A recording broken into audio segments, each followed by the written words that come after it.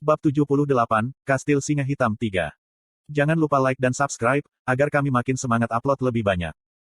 Yujin tidak bisa memberikan balasan untuk sapaan santainya. Meskipun dia telah memblokirnya dengan pedangnya, kaki Charmaine sangat berat, membuat tubuh Yujin jatuh ke bawah. Seperti yang diharapkan, Yujin bersenandung dalam pikiran. Dia tidak panik dengan ini. Bagaimanapun, ini adalah Charmaine Lionheart, Kapten Divisi Ketiga Ksatria Singa Hitam.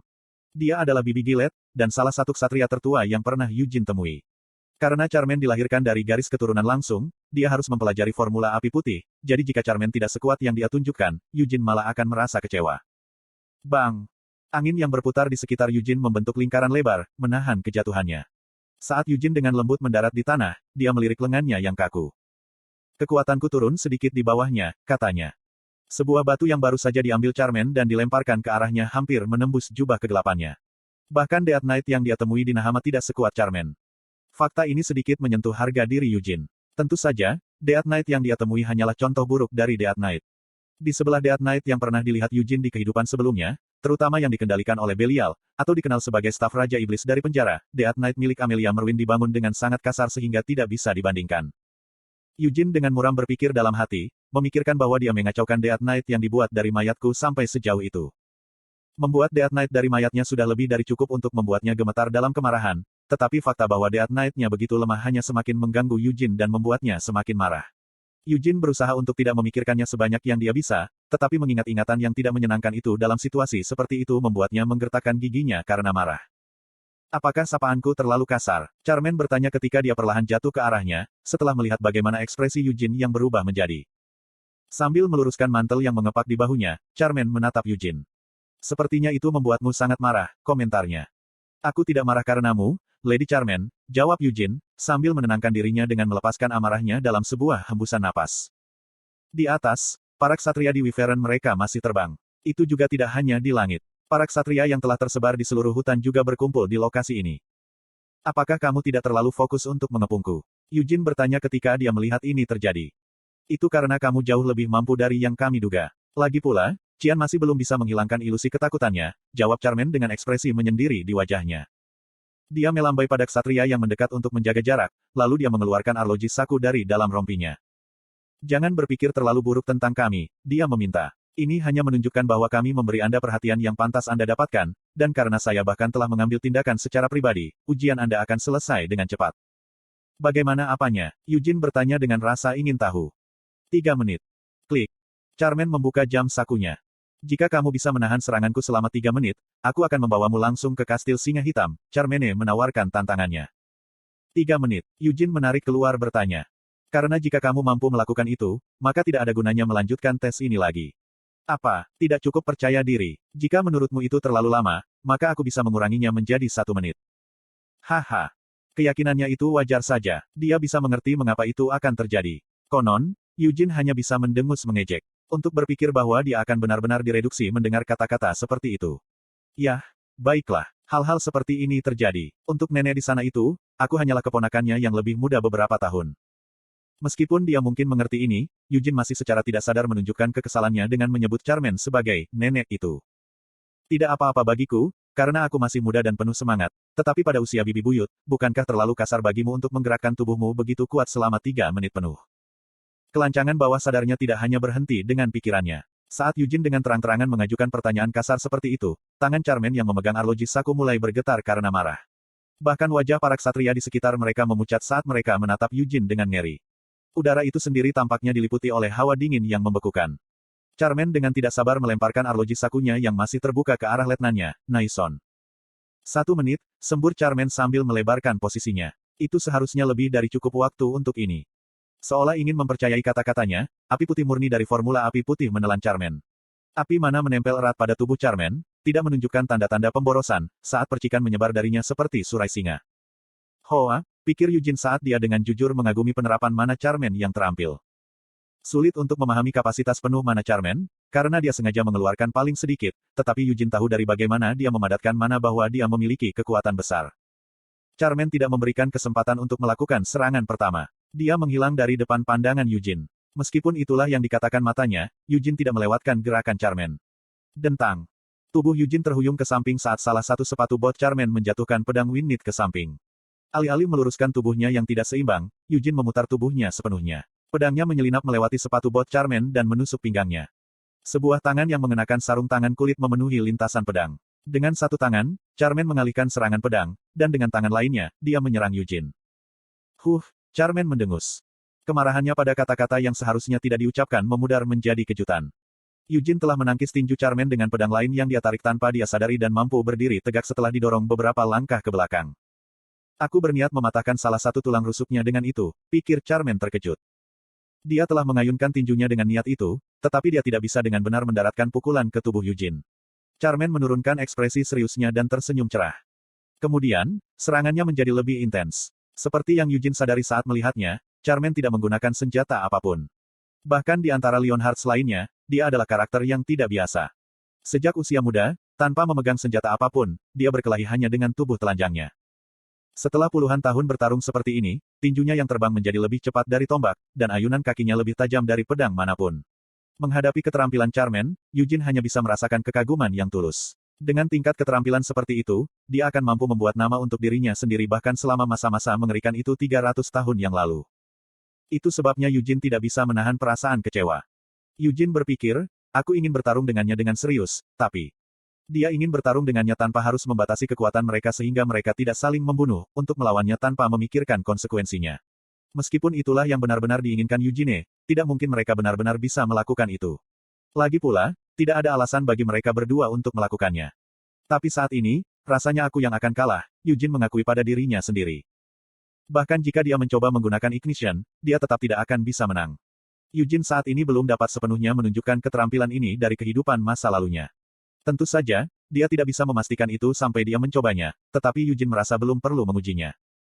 Yujin mengamati saat dia bertarung, jika aku membandingkan mereka dalam hal seberapa banyak tekanan yang mereka berikan, dia setara dengan Amelia Merwin. Tidak, aku tidak boleh langsung mengambil kesimpulan. Lagi pula, Amelia Merwin benar-benar bertekad untuk membunuhku. Melalui pertempuran dengan Charmaine ini, dia secara kasar dapat memperkirakan tingkat keterampilan dari ksatria singa hitam lainnya. Jika keenam kapten memiliki tingkat kekuatan yang sama dengan Charmaine, tidak berlebihan untuk mengklaim bahwa ksatria singa hitam adalah yang terkuat dari semua ordo ksatria yang pernah ditemui Yujin.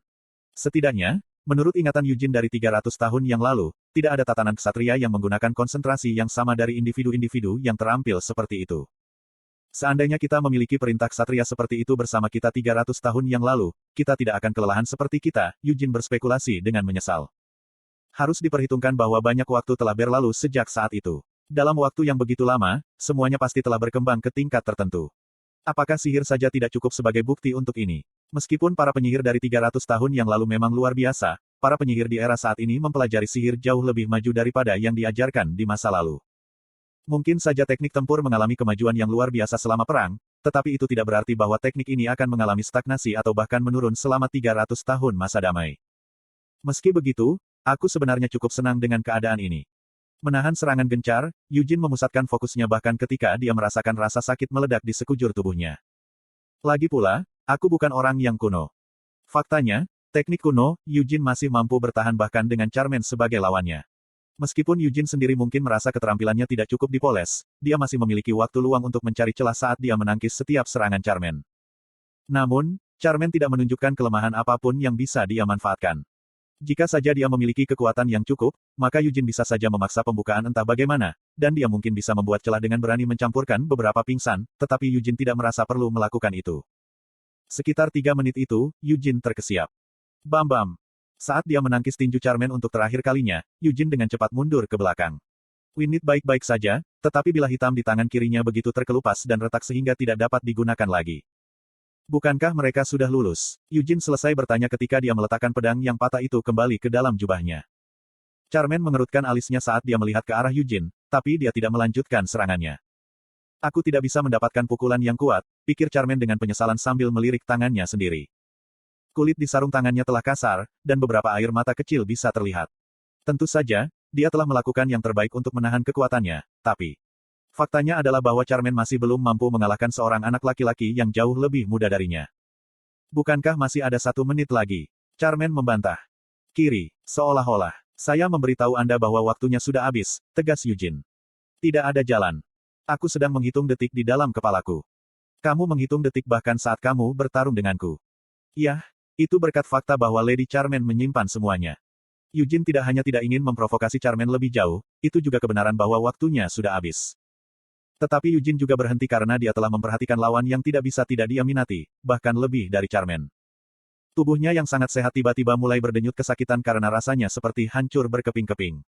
Saat Yujin merasakan rasa sakit yang salah ini, dia berbalik untuk melihat sekeliling.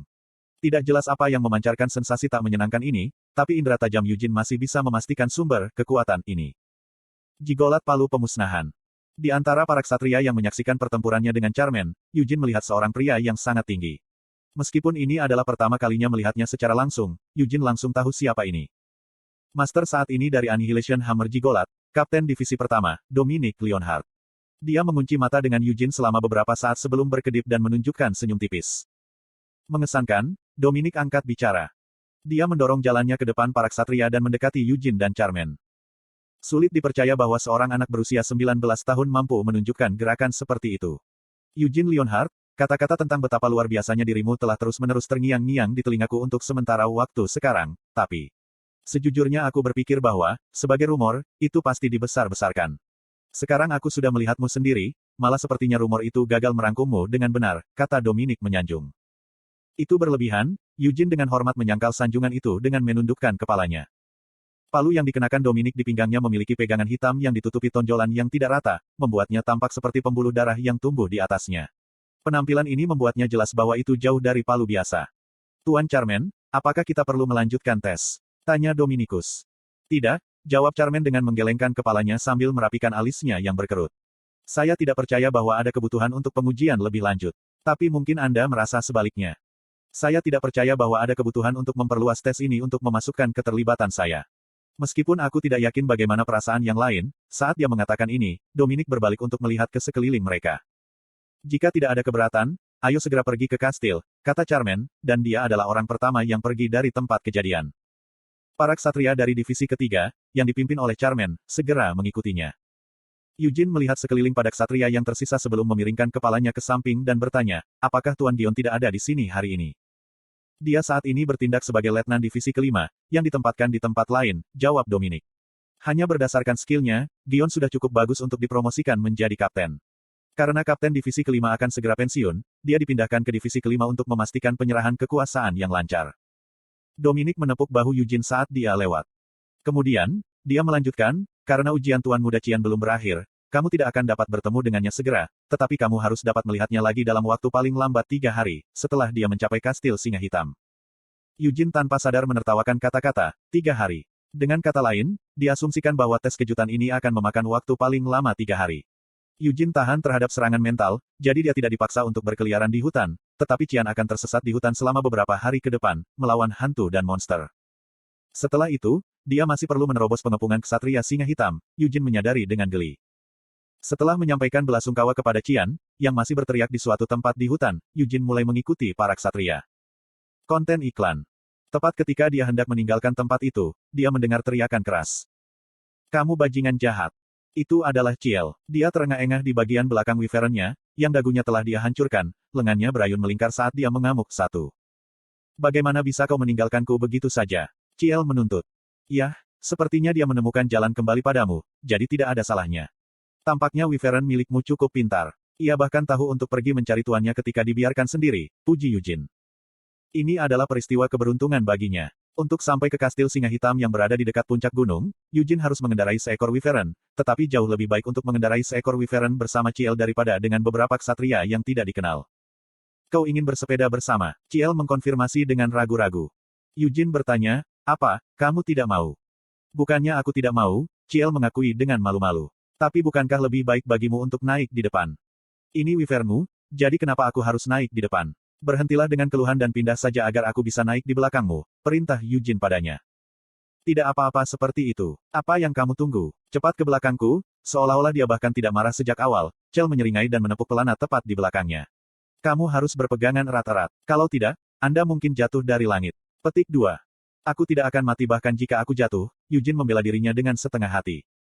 Ciel tetap ceria, itu hanya karena aku peduli padamu. Dapatkan sedikit lebih dekat. Dan di mana Anda pikir Anda meletakkan tangan Anda? Jangan pegang timbangan dragi, kau akan menyakitinya, tahu. Jika terasa sakit dari seseorang yang menyentuh sisiknya dengan ringan, bisakah kamu benar-benar menyebutnya Wyvern? Itu akan membuatnya menjadi bajingan kadal tiruan. Petik 2. Dragi mungkin seorang Wyvern, tapi dia masih sensitif. Ksatria lain sudah naik ke Wyvern mereka dan terbang, tetapi Yujin dan Ciel masih terjebak bertengkar di tanah. Akhirnya, Yujin menemukan bahwa dia tidak bisa menang melawan kekeras kepalaan Ciel, dan dia meletakkan kedua tangannya di pinggangnya. Kenapa kau memelukku dengan canggung? Peluk saja aku erat-erat, tuntut Ciel. Hah, Yujin menghela nafas. Gangguan apa? Saat dia diam-diam menggerutu pada dirinya sendiri, dia melingkarkan tangannya erat-erat di pinggang Ciel. Kah? Ciel mendengus. Ini berbeda dari apa yang dia bayangkan. Rasanya seperti ususnya akan keluar dari tenggorokannya. Ciel tersentak dan memutar tubuhnya, sedikit lebih lembut. Apa yang harus saya lakukan jika saya jatuh setelah memegang Anda dengan lembut? Yujin bertanya dengan kekhawatiran palsu.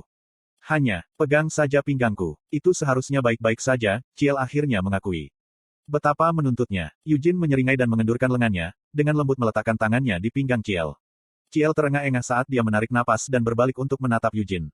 Namun, tidak ada yang bisa dia tuduh, jadi dia akhirnya tutup mulut dan naik ke langit. Seperti ini, mereka terus terbang di langit untuk sementara waktu. Kastil Singa Hitam di puncak gunung tampaknya tidak lebih dekat daripada di awal penerbangan mereka. Dibandingkan dengan ksatria lainnya, kecepatan terbang dari Wyvern Ciel tampak sangat lambat. Dan di atas itu, alih-alih langsung menuju kastil, arah yang mereka tuju tampaknya melayang perlahan. Apa yang sedang kamu lakukan? Yujin menuntut. Karena kamu di sini, bukankah lebih baik kita jalan-jalan sebentar, usul Ciel. Yujin bersikeras, daripada berjalan-jalan, aku merasa akan jauh lebih menyegarkan untuk pergi ke kastil, mendapatkan sesuatu untuk dimakan, dan kemudian mandi. Aku hanya memberitahumu bahwa, jika kamu pergi ke sana, kamu akan menghadiri kuliah, Ciel memberitahunya dengan cemberut saat dia berbalik untuk melihat Yujin. Mengapa ada kuliah ketika saya tidak melakukan kesalahan? Saya memiliki hati nurani yang bersih. Kamu harus berhenti mengkhawatirkan hal itu dan segera pergi ke sana, Yujin membujuknya. Petik 2. Idiot tanpa beban, kata Ciel sambil mengendus. Meskipun dia hanya menunjukkan perhatiannya padanya. Ciel menggerutu pada dirinya sendiri saat dia menoleh ke belakang. Saat dia melihat pipinya membengkak karena marah, Yujin mencubit sisinya.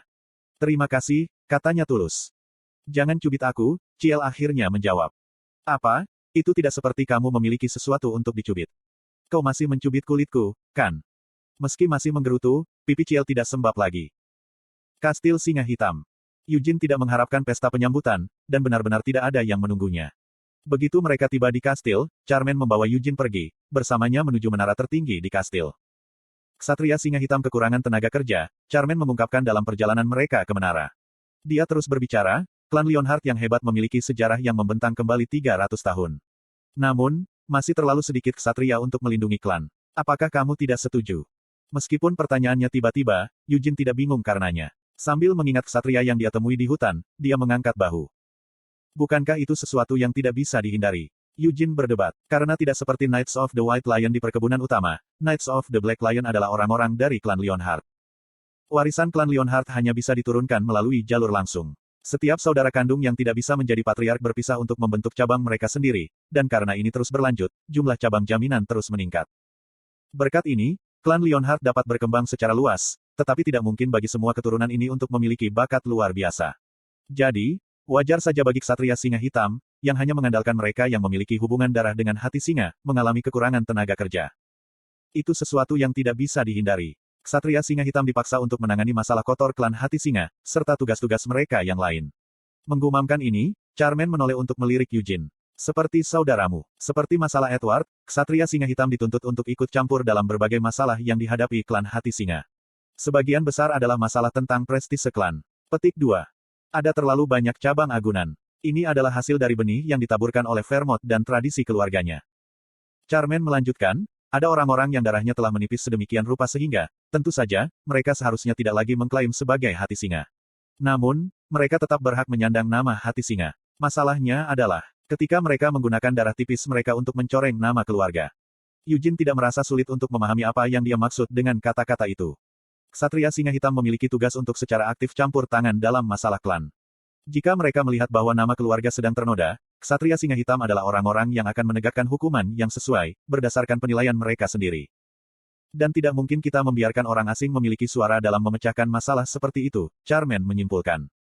Apakah ada sesuatu yang ingin kamu katakan padaku? Yujin bertanya. Charmaine menjawab, kata-kata yang sama yang kukatakan padamu terakhir kali kita bertemu. Di menara yang sepertinya menyentuh langit ini, ada lift seperti yang digunakan Eugene di Akron. Charmaine terus berbicara saat dia berjalan melalui pintu lift yang terbuka lebar. Aku ingin kamu bergabung dengan Ksatria Singa Hitam. Bukankah aku sudah menolak tawaran itu? Eugene menunjukkan. Pada saat itu, saya belum melihat dengan benar seberapa terampil Anda. Aku hanya melihatmu dengan seksama hari ini. Posisi pengawal untuk Kapten Divisi Kedua tetap terbuka jika Anda menginginkannya. Petik 2. Apa yang dia lakukan selama 2 tahun terakhir daripada mencari pengawal? Dia telah mencoba merekrut beberapa, tetapi kepribadiannya sangat keras sehingga mereka tidak dapat menahannya. Eugene menuntut, jadi mengapa saya harus mengambil posisi yang begitu sulit? Karena teknikmu mirip dengan Genos, Kapten Divisi Kedua. Saat dia mengatakan ini, Charmaine dengan terang-terangan menatap Eugene. Sedemikian rupa sehingga kamu bahkan bisa dicurigai sebagai murid Genos. Tapi ini pertama kalinya aku mendengar namanya, protes Eugene. Charmaine mengubah topik pembicaraan, jika Anda menjadi pengawalnya, saya pikir Anda berdua akan benar-benar cocok dua. Juga, dengan posisi di Knights of the Black Lion, Anda dapat berkontribusi besar untuk kemuliaan klan. Meskipun saya peduli dengan kemuliaan klan, saya ingin memprioritaskan kemuliaan saya sendiri terlebih dahulu, aku Eugene. Ada cukup banyak tempat di sana-sini yang ingin dia kunjungi. Jika aku dipaksa menjadi pengawal, aku lebih suka kembali ke Arot. Putra mahkota Arot telah menjanjikan Eugene posisi komandan penyihir pengadilan. Eugene mungkin memiliki sedikit ketertarikan pada Ksatria Singa Hitam, tetapi tidak peduli bagaimana Anda melihatnya, tidak mungkin dia bisa menjadi anggota Ksatria Singa Hitam dan komandan penyihir pengadilan Arot di waktu yang sama. Jika dia menempatkan mereka berdua pada timbangan, hati Eugene tentu saja akan condong ke tawaran Arot. Mengesampingkan itu, mengapa, setelah memanggil saya sampai ke lokasi terpencil ini, apakah mereka memanggil saya sekarang? Eugene bertanya. Mengapa kamu berpikir? Charmaine membalas pertanyaannya. Saya tidak berpikir itu hanya karena mereka ingin memberitahu saya bahwa saya telah melakukan pekerjaan dengan baik, Eugene mengakui. Jika Anda berjanji untuk menjadi anggota Ksatria Singa Hitam, saya dapat memberitahu Anda, tergoda Charmaine. Tidak jatuh cinta pada taktiknya, Eugene berkata, bahkan jika Lady Charmaine tidak memberitahu saya apapun, saya akan segera mengetahuinya. Ini tentang keberadaanmu, Charmaine dengan mudah mengungkapkan saat dia mengeluarkan kotak cerutu dari rompinya. Mereka ingin tahu mengapa kamu pergi ke Nahama, dan apa yang mungkin kamu dapatkan di sana. Mereka tidak mungkin curiga bahwa aku berkomplot dengan tikus pasir di Nahama, kan? Eugene bertanya dengan tidak percaya. Meski kemungkinannya sangat kecil, namun tetap perlu dipertimbangkan. Siapa yang menyangka bahwa Ewart Leonhardt benar-benar akan mencoba untuk diinisiasi ke dalam ilmu hitam? Charmaine berkata sambil melirik Eugene. Terutama karena Anda berada dalam posisi yang baik untuk menerima berbagai macam penawaran. Anda sangat terampil, tetapi karena Anda berasal dari garis agunan, tampaknya ada batasan seberapa jauh Anda bisa naik. Bagaimana jika seseorang menawarkan untuk memberi Anda dukungan dan jaminan bahwa Anda akan mengambil kursi patriark? Aku bahkan tidak ingin menjadi patriark, Eugene menyangkal. Jika itu masalahnya, maka kita hanya perlu memikirkannya dari arah lain. Jika itu adalah seseorang yang sesuai dengan keahlian Anda, maka Anda pasti telah bertemu dengan tawaran rekrutmen kemanapun Anda pergi, kata Charmaine dengan percaya diri. Mungkinkah Sultan Nahama menjanjikan kekayaan dan kehormatan? Saya bahkan belum pernah bertemu Sultan. Apa kau sedang menginterogasiku sekarang? Betul sekali. Ketika Charmaine memberikan jawaban yang jujur, Eugene tertawa seolah-olah dia sudah mengharapkannya. Kalau begitu, sepertinya aku tidak bisa menjawab pertanyaan Lady Charmaine, kata Eugene dengan tenang. Pintu lift terbuka. Eugene dan Charmaine berjalan melewati mereka, menuju ke kamar di ujung koridor. Charmaine mengangkat bahu, bahkan jika kamu tidak menjawabku sekarang, bukankah kamu harus memberikan penjelasan yang sama kepada para tetua di ruangan itu? Sebelum Eugene bahkan bisa mengulurkan tangannya, pintu terbuka, memperlihatkan bagian dalam ruangan. Eugene menatap para tetua yang duduk di sekitar meja bundar. Bahkan Gillette, sang patriark, sedang duduk di sana, di belakang para tetua berdiri Dominic Leonhardt, yang telah tiba sebelum mereka, dan seorang pria lain yang memberikan kesan dingin hanya dengan berdiri di sana. Sepertinya pria ini adalah Genos Leonhardt, Kapten Divisi Kedua. Selamat siang untuk kalian semua, Egwene menyapa mereka dengan menundukkan kepalanya saat dia memasuki ruangan. Meskipun ini mungkin tampak tiba-tiba, saat dia mengatakan ini, Eugene mengangkat kepalanya dan membuka jubahnya. Tindakannya tiba-tiba, tetapi tidak ada penatua yang bergerak untuk menahan Eugene. Itu karena mereka semua memiliki lebih dari cukup keterampilan untuk membela diri, dan karena mereka tidak mendeteksi sedikitpun permusuhan dari tindakan tiba-tiba Eugene. Tolong lihat ini. Tanpa ragu-ragu, Eugene mengeluarkan sesuatu dari jubahnya. Sebuah patung besar dan batu peringatan dibiarkan berdiri di depan Eugene. Pikiran Pinguin, Eugene dan Ciel menuju ke arah yang benar, dan itu bukan kastil singa hitam. 1. Tidak dapat menemukan deskripsi yang akurat tentang itu, tetapi itu adalah kiasan yang kadang-kadang Anda lihat di anime di mana gadis-gadis mengayunkan tangan mereka dalam lingkaran sambil mengamuk.